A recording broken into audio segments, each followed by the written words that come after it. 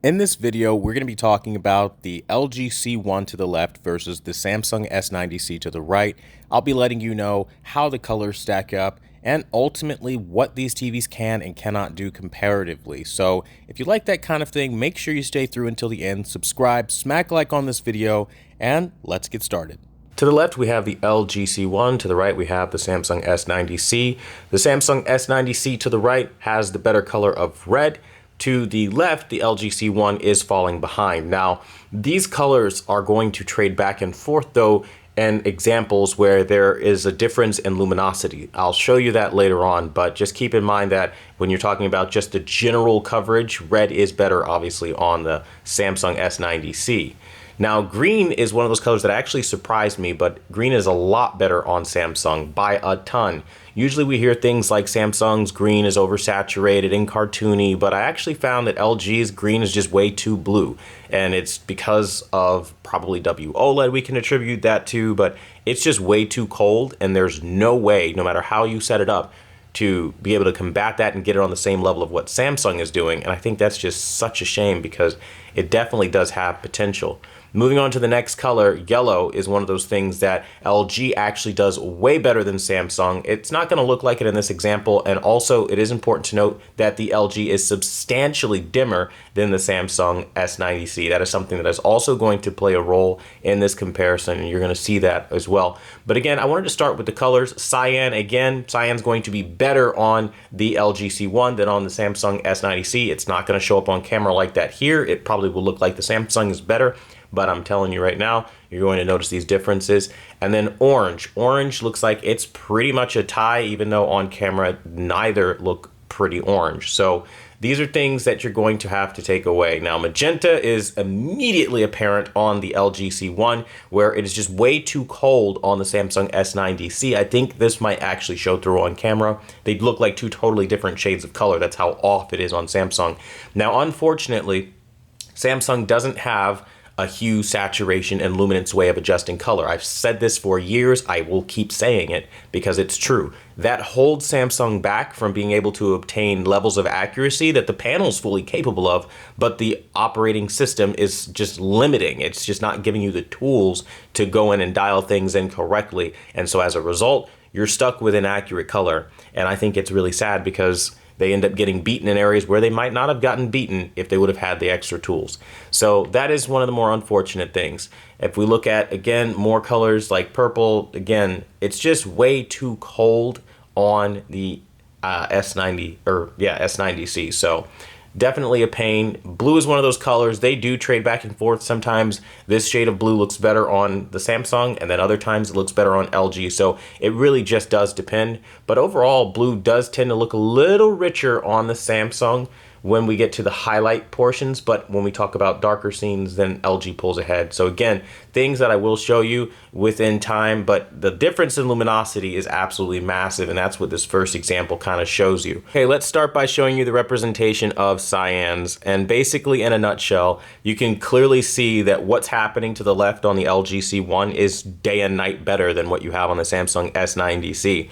And unfortunately, there's nothing you can do to combat this. There are just more gradients being able to be pulled out of the LG C1 when we talk about these shades of blue. WOLED, that blue is really its strongest suit, and they are playing to it very well, and you have pretty much every shade of blue you could possibly imagine on the LG C1, where the Samsung S90C is struggling by comparison. So this is where it's, especially like when you get to glacier scenes in movies and things like that, you're going to notice this becomes more and more of a common theme. But let's continue color by talking about skin tones. So the skin tones on the LG C1 basically look almost like a match for what we have on the Samsung S90C. Again, both of these are fully calibrated. I want to throw that out there as well. Both of these settings are going to be available for the members if you want. Join for $5 and you can pretty much experience this. And I'm telling you right now, it is absolutely impressive how the C1 is stacking up. After all these years later, you're still seeing the C1 is holding its own. And this example kind of shows more of the same, and pretty much every example that I've seen so far. Now, that doesn't mean that LG just holds its own with everything. Highlights are the biggest thing that LG is just falling behind with the C1. So if you wondered like maybe why go to something like the G3 even, it's because of those highlights. You just cannot compete. Just look at the difference here versus there, and it's immediately apparent. The little highlights casting off of her face and things like that. The lights in the background have more luminosity. That's really where the difference kicks in.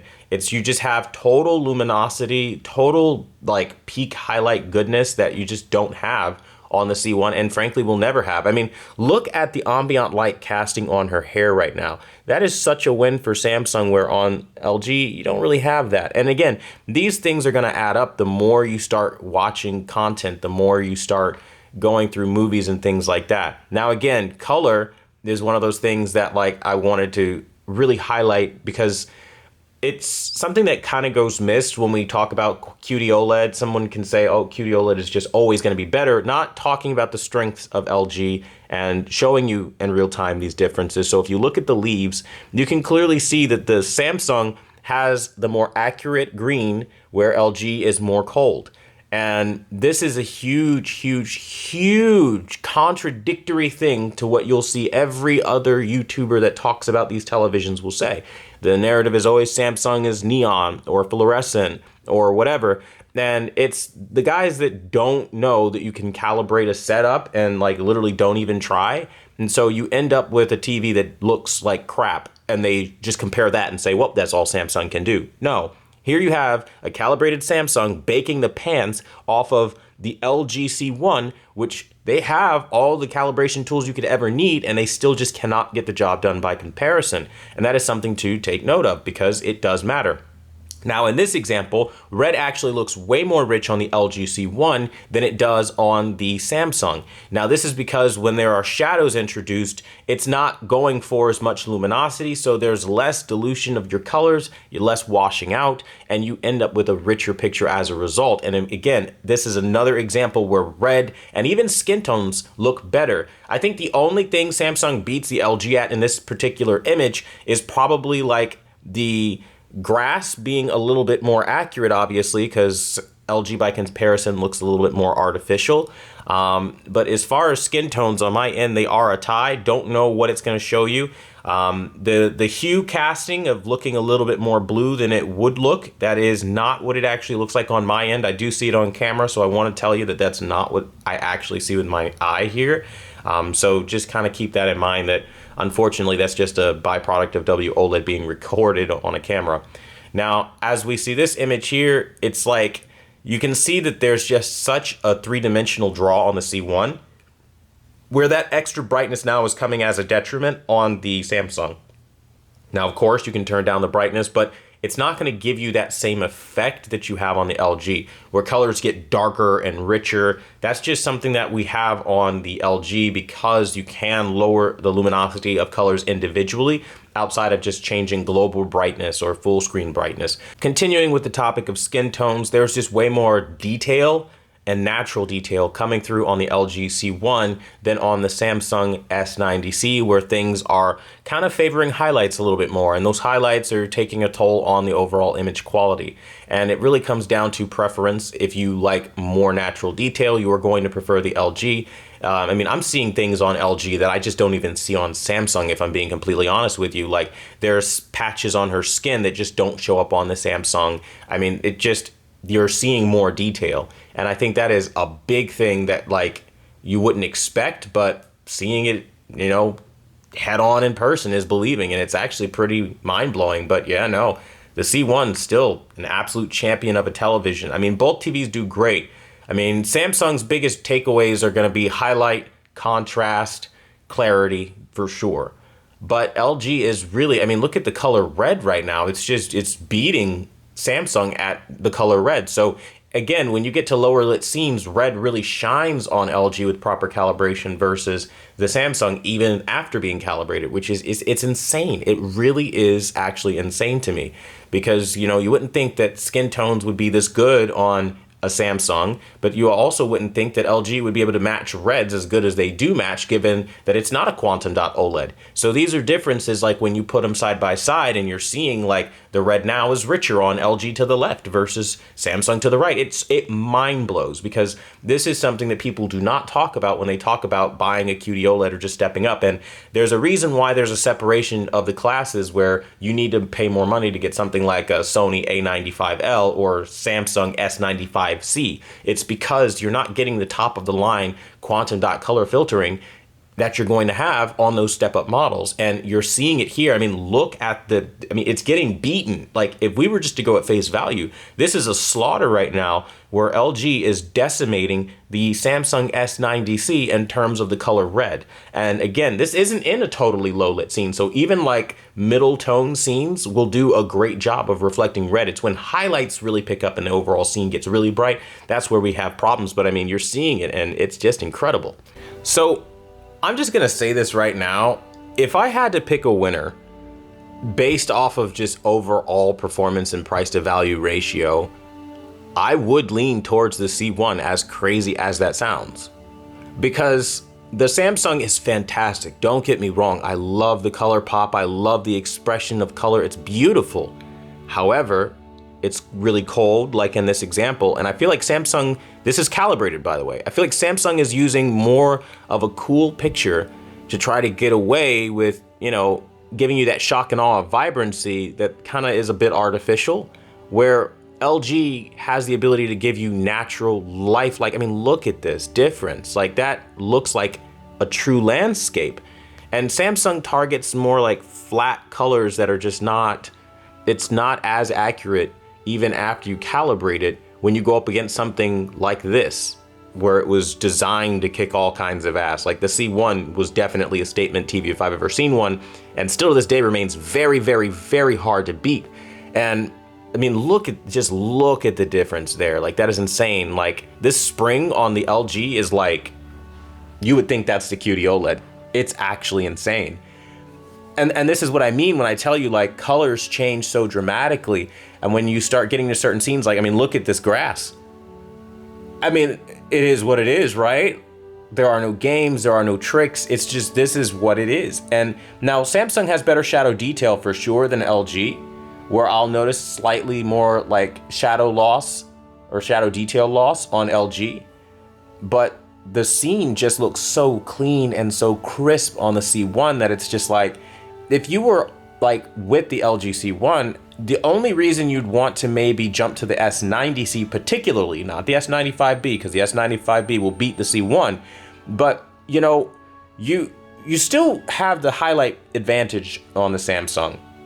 And that is an advantage. You do have the vibrancy advantage, but as you're seeing gradationally and the way things are intelligently mapped, again, I have to say this is once you have the proper settings. You are not just gonna whip this thing out of the box and it's gonna be on this level. Like, neither of these TVs looked great out of the box. No TV looks great out of the box, right? And that's why I push you guys joining so hard, because this difference that you're seeing, look at the C1 is not a quantum dot OLED. This thing is a quantum dot OLED. And again, I do this thing where I try to optimize both to see what their absolute max potential is. And when I see one pull ahead, I'll raise the brightness, or I'll raise this on that, or I'll make adjustments. I mean, look at the difference here. This shouldn't even be happening. That feather is so much more vibrant on the C1 than on Samsung right now. Now, of course, we look over, you probably can't see this, the flower is more vibrant and it just looks way better on Samsung now. And so does that one. I mean, so they do trade back and forth, don't get me wrong, but it is impressive to see that a C1 in 2023 can not only hold its own with the latest quantum dot OLEDs being released with a serious boost in clarity and a serious boost in contrast and depth, highlight placement, but I mean, like, the colors are just to die for. They're really beautiful and lifelike, and it didn't cost as much as these TVs coming out with these QD OLED filters. And that's where we kind of have the conversation now of like, okay, is it really worth it? Like, to jump from maybe a C1 to an S90C? I would say undoubtedly no. You have no reason to. There really is no reason to, because of how good the C1 looks. Now, that doesn't mean that the S90C is a bad TV, because it's fantastic and I absolutely love the thing. I think it's wonderful, but it's clear that it's no S95B in a lot of ways. When comparatively to the C1, it does struggle a bit in some examples. And you're just watching scene after scene after scene. Like, I'm mind blown. Like, the city looks better on the C1. Like, it feels more three-dimensional on the C1 now. So even though Samsung has a clarity advantage, when we get to low-lit scenes, it really does get beaten pretty badly when we talk about the C1 versus the S90C. But again, the C1 has been fed some absolute monster settings. So this isn't something that you're going to see on HD TV Test or Digital Trends or, Artings or anywhere else. Like, this is something unique to my channel, which again, these are in-house settings that I created. I mean, look at this difference. It's insane. And I have fun watching these comparisons because this is my first time running the Spears and Munsell as I'm watching this. And looking at the difference comparatively, it's huge. It's like not even the same TV. Like, you take a Quantum Dot TV and you try to perceptually match one to the other, and then you go through and you run numbers and figures, and it's just clear that through motion processing, contrast, clarity, brightness control, both are fantastic. But I'm gonna pause this just right here. I mean, just look at the difference in color that you were just not getting on the Samsung versus the LG. Like, the LG, with this whole scene right now, this whole scene is just a dream to die for. Where on Samsung, I would never go for that over what I have on the C1. Like, literally never. You can't see these subtle differences, so I'll tell you what's happening. Every blade of grass is illuminated and hit by the sun, casting through this little satellite to a way where you see each individual blade of grass has its own distinct highlight, which I don't see that on the Samsung S90C. Instead, I see over sharpening on each blade of grass. So it's kind of like artificially pumping up sharpness instead of giving you the highlight placement. And that's algorithmic processing. That's the decision of both TV manufacturers. And being able to go in and see these little differences, that'll help. But the biggest thing is, obviously, colors don't lie. And I mean, just looking at these colors, that's the part where I'm really just like kind of shocked, really. Like, wow, like, look at that. Like, it's insane. This is a C1, ladies and gentlemen. This is not like a C3, right? 2023 version. Like, this is C1, which, if I'm being honest, I still think the C1 would give every OLED right now a run for its money. It really would. I mean, just look at it. Doesn't mean the Samsung's doing bad. But QD OLED, I mean, I love the grass on the Samsung. That's just amazing, right? The alligator looks way better on the C1. The color yellow, the green now. The color of the bird looks incredible. The sky behind the bird looks better on the LG C1. And that's why I say that Samsung ultimately does lose this comparison to the LG C1. Because the C1 is just on an entirely different playing field for not having quantum dot, which is huge. So not only is it overcoming not having quantum dot, it's overcoming not having the same level of brightness with intelligent color mapping and giving you the tools to calibrate correctly and get the look that you're supposed to have for life-like quality. But in addition to that, the motion is incredible. I mean, just look at this lizard right now. I mean, like, come on. The color loss is massive on Samsung. And this is what I mean when I say lower quality quantum dot filtering versus something like the S95B where it would get spanked, right? I mean, you're seeing it right here. I mean, look at all of the shades of color the lizard has, where over here, this is just overexposed. Samsung's algorithm on the S90C is really like, if we see something like a black background and a bright object, we know that's a high contrast piece. So what we're going to do algorithmically is we're going to try to pump up all the colors here, raising the luminosity artificially to try to give it more oomph, if you will. But what it ends up doing is washing the hell out of all of the colors, making it look more pale and faded by comparison to something that's like, no. These are colors distinct and having their own unique identity. They need to be represented and mapped accordingly, and that is what you get on the C1. And what the result ends up being is just a picture that is to die for, where Samsung, for being a QD OLED, looks like a joke. Like, it looks like a laughing stock. And I'm being hard on Samsung because it wasn't like this with the S95B. And that's something that we all have to pay attention to, because they're not asking for any less money, right? They're still asking for a lot of money, right? So I'm holding them to that same standard. I mean, look at the differences here in this example. The green on LG is still inaccurate, but you do have the variations of yellow and the shades here on the Samsung. So it's not like Samsung is failing it, but also pay attention because near black, right?